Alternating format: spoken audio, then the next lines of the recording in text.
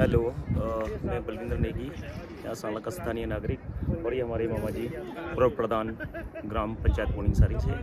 और ये हमारा 3-4 दिवसीय जो हमारा होली फेस्टिवल का आज ये फाग मेला है, और बस हम इसी फाग मेला को मनाने के लिए हम इकट्ठे हुए हैं यहाँ पे। और ये आज आखिरी दिन है। जो होली कंप्लीट होने के बाद हम एरिया वाइज जो होली क्लब और फिर हम जो हमारे स्थानीय नागरिक है उनके अभिनंदन समारोह टाइप होता है ये ना, उनको लंच पे इनवाइट करते हैं होली क्लब के साथ इस सफल आयोजन के बाद। उसके बाद हम यहाँ लंच करेंगे और वापस मंदिर में जाके हमारा जो है ना वो समापन हो जाएगा। ये चीज़ है, ठीक है। हाँ,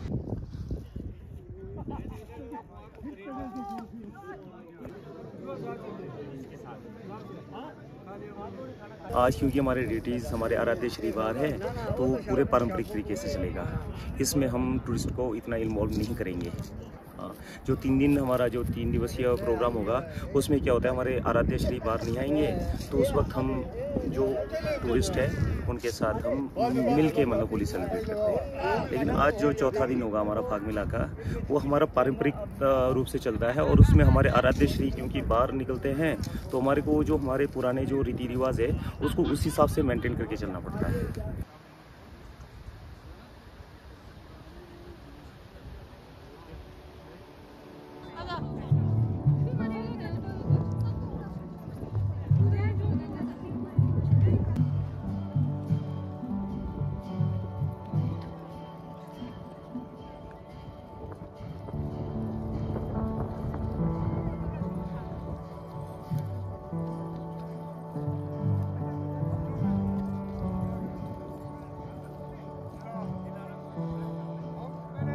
जी श्रीमती अंजना,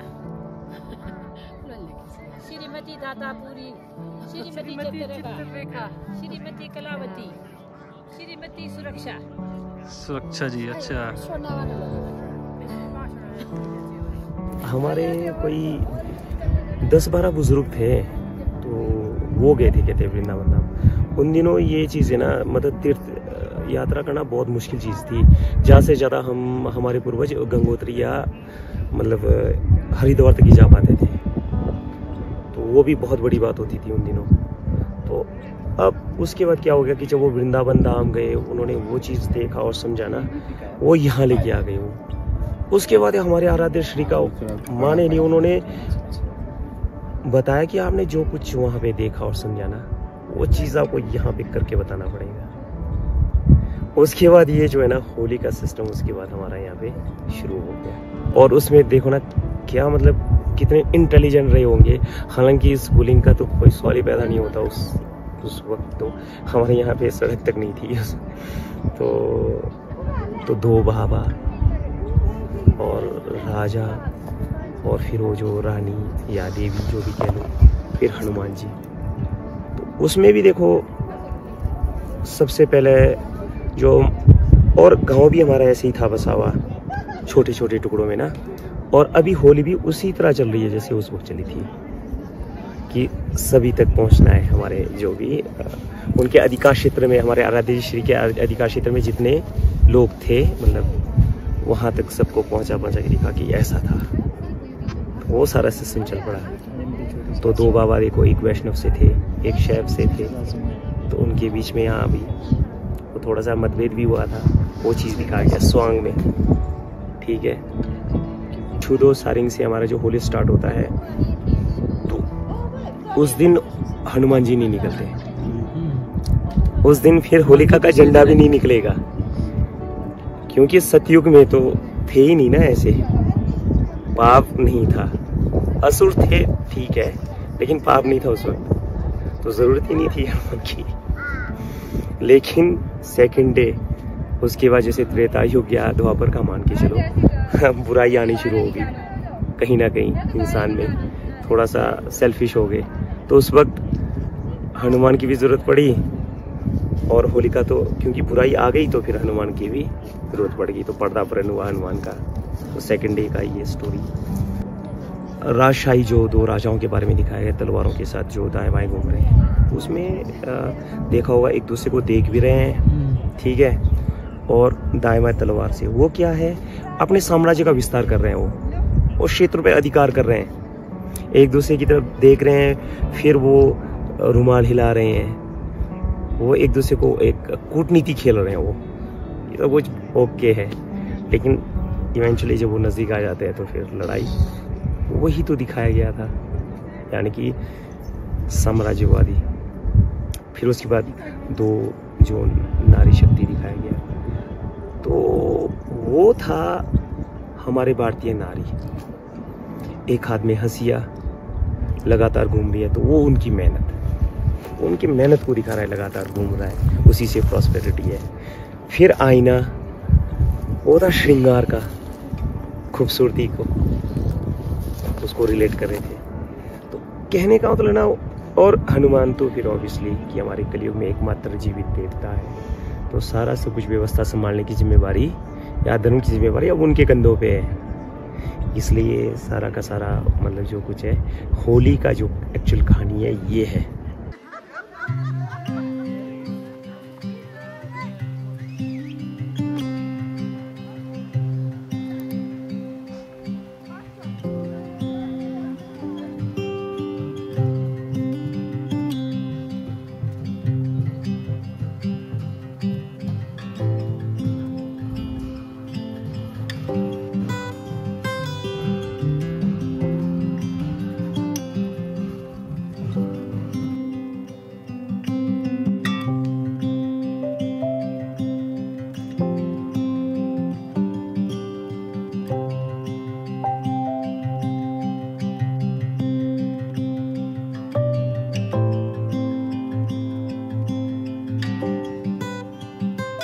और मुझे नहीं लगता कि टूरिस्टों ने या जो हमारे पर्यटक आए थे उस चीज़ को समझ गए होंगे, नहीं समझ पाए होंगे।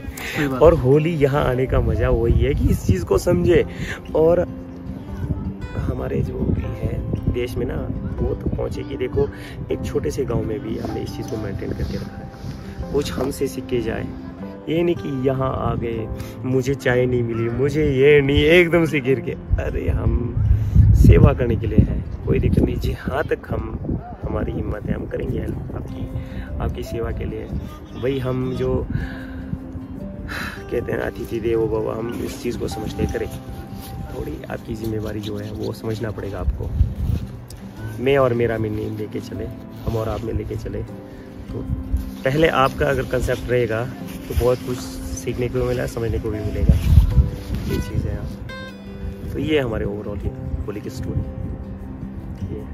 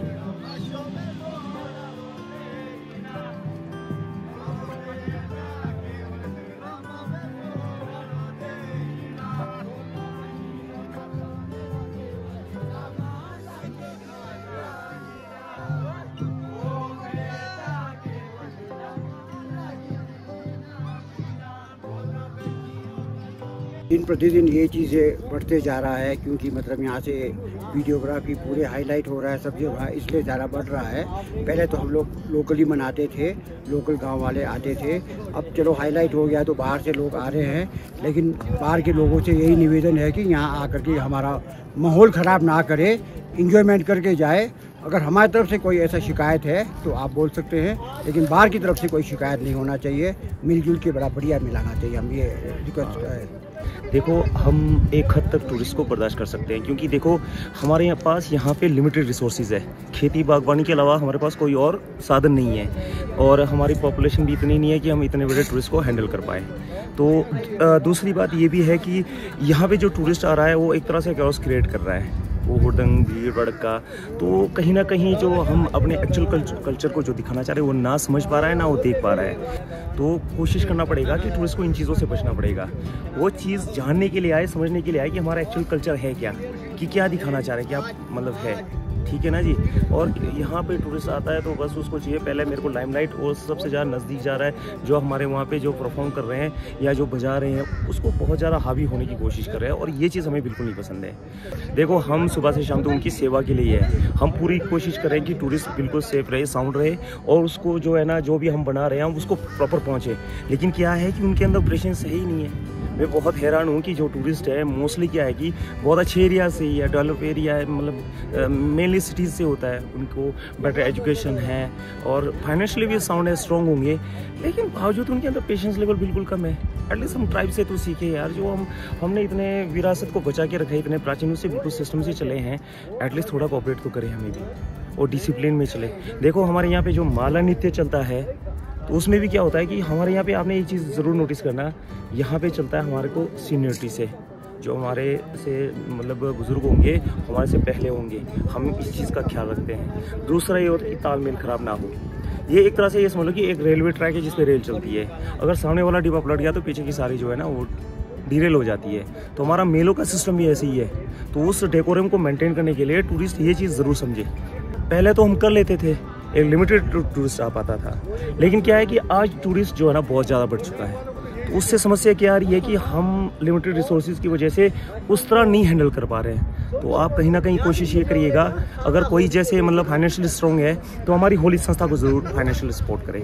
तो हम जो है ना, देखो अब हमारे लिए जो टूरिस्ट आ रहा है, हम इस फीलिंग पे चलते हैं कि अतिथि देवो भव, हम उसको इग्नोर नहीं कर सकते। हम कोशिश करते हैं कि उसको भी सेम ट्रीटमेंट मिले, लेकिन एक हद तक बर्दाश्त कर सकते हैं ना, क्योंकि हमारे पास कोई एड तो है नहीं है, ठीक है। और हमारे पास ऐसे साधन भी नहीं है, बिल्कुल देख लो आप, बिल्कुल रिमोट एरिया है, प्रकृति में निर्भर है। अगर पिछले बार जैसे डिजास्टर हुआ था, हमारे पास उतना रिसोर्सेज बचा नहीं, हमारे लिए तो बहुत मुश्किल हो जाता है ये चीज़ हैंडल करना।